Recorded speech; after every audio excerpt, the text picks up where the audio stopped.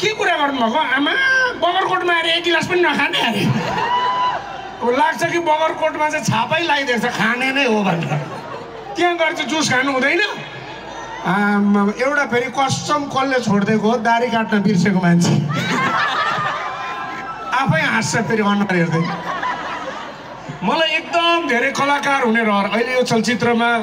सानो सानो सानो सानो अभिनय गर्दै गर्दै एउटा यस्तो राम्रो चलचित्रमा जोडिने मौका जुर्यो यो चलचित्र जुन चाहिँ वैशाखको 26बाट चल्दैछ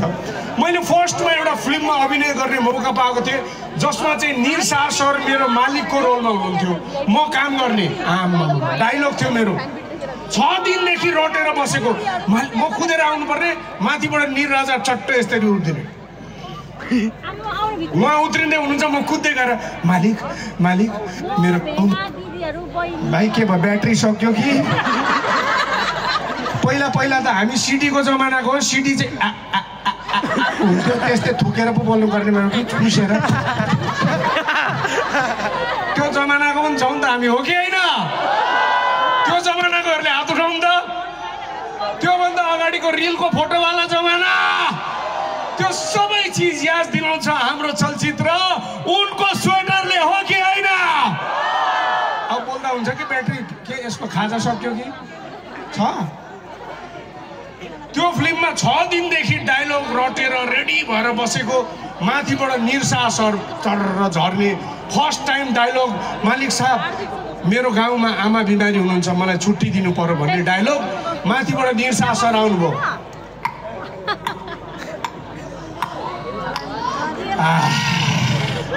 अब मेरो डायलग त्योभन्दा अगाडि उहाँले बोलिदिनु भयो मलाई थाहा छ डम्बरे तँलाई छुट्टी चाहिएको छ तेरी आमा बिरामी छ तँलाई 5 दिन होइन 10 दिनको छुट्टी जा त भनिदिनु भयो मेरो डायलग खपै खाइदिनु भयो सर मेरो डायलग भनेको पर्दैन सरले बोलेपछि सक्यो भने त्यहाँदेखि यहाँसम्म यो फिल्ममा चाहिँ मेरो पुरै डायलग छ ट्रेलरमा पनि आइसक्यो फिल्ममा पनि आउँछ ढुक्क हुनुहोस् थ्याङ्क यू ओ फेरि हेर्नु त जसले चाहिँ जिन्दगीमा आमाले उतैबाट मुढाले त छोरा सार भन्दा मुढा सारेको छैन त्यही चाहिँ मजदुर दिवस भन्दैछ मजदुर दिवस ठिक छ भाइ ठिक छ हात हेरिसकेँ मैले हात हेरिसकेँ कति कोमल छ तिम्रो भाइ झुकिन्छ मान्छे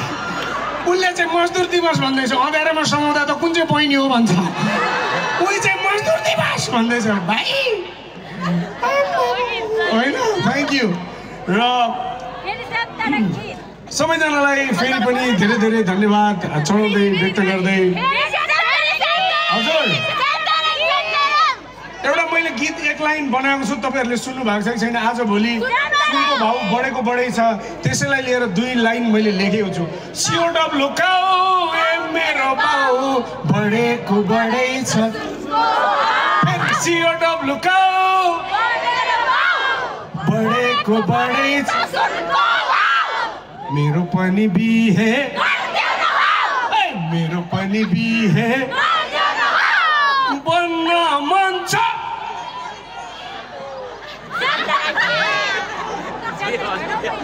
बन्न मन छ के भनेको त मेरो नाम कोही भन्छ स्पिड खेलाउँछ भाइ म फेरि मेरो त भान्जी हो नि मेरो त आफ्नै भान्जी स्पिड खेलाउँछ नि म त ढाँटेको भए भाइ पनि थ्याङ्क यू फेरि पनि शान्ताराम चाहिँ यस्तो छ क्या गीत गाउने यस्तो राम्रो गायक आउनुभएको छ सुदन चापा गाई उहाँको अगाडि त गोविन्द गाई हुन्छ नि मेरो हजुर मसँग यस्तो छ ट्र्याक छैन ट्राउजर लाएर आएको छु गीत छ भने प्लिज एकचोटि आई लभ यु शान्ताराम भन्ने गीत लगाइदिनुहोस् हामी सबैजना नाच्नुपर्छ हुन्छ हुन्छ भाइ छ प्लिज जसको कोही छैन त्यसको म छु जसको कोही छैन त्यसको अनि लगाइदिनु केही हुँदैन सब धरानमा र विषय एकछिन म बोल्दैछु माइला के भएको म भन्दैछु है फेरि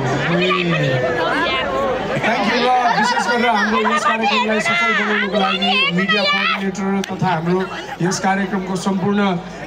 चाहिँ सुन्दर साउन्ड सर्भिस लगायत यहाँ हाम्रो धरानको चाहिँ प्रहरी प्रशासन विशेष गरेर हाम्रो मेरो लुङ्गा मित्र प्रकाश जोशीजीलाई धेरै धन्यवाद र लगायत उहाँको सम्पूर्ण टिम सुरक्षाकर्मी सशस्त्र प्रहरी नेपाल प्रहरीलाई धन्यवाद। सानोतिनो भन्छ अनि यत्रो बालखाहरू के भएको